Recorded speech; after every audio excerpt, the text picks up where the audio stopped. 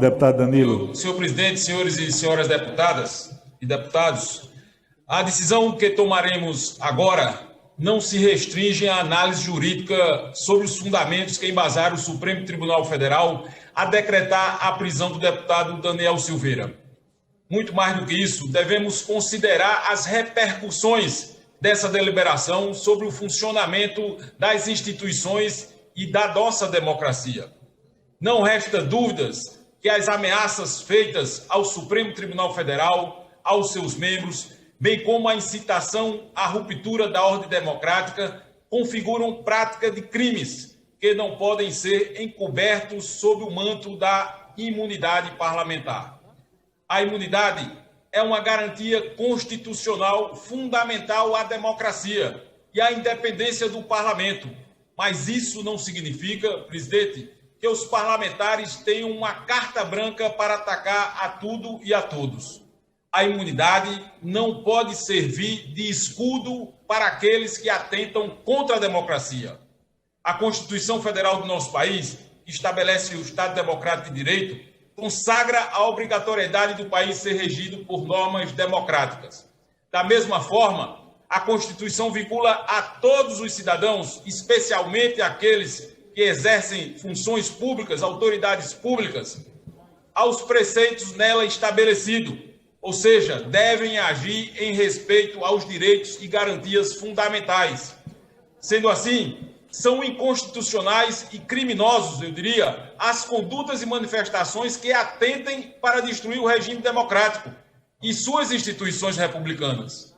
As falas do deputado Daniel Silveira, estimulando e incitando a violência e a intolerância, afrontam a ordem democrática e, portanto, ferem o juramento feito pelo próprio parlamentar quando da sua posse de manter, defender e cumprir a Constituição Federal.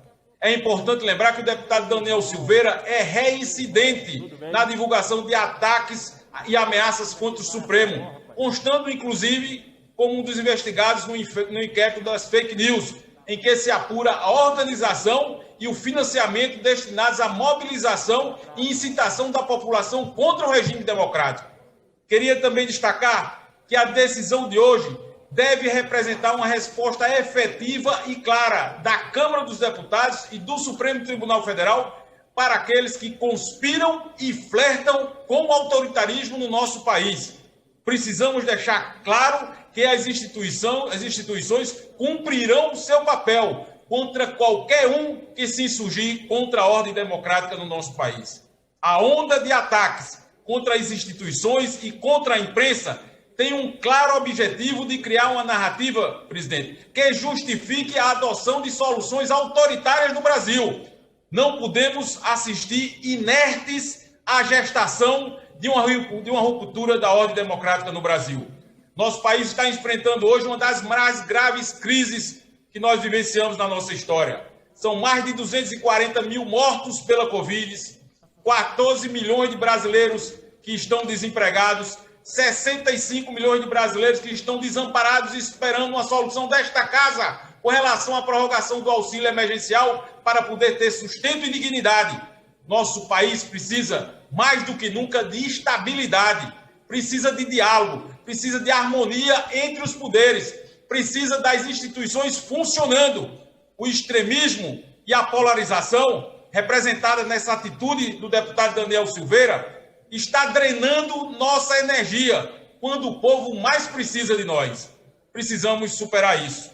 Penso que a prisão do deputado Daniel Silveira representa um basta a este extremismo e a este autoritarismo.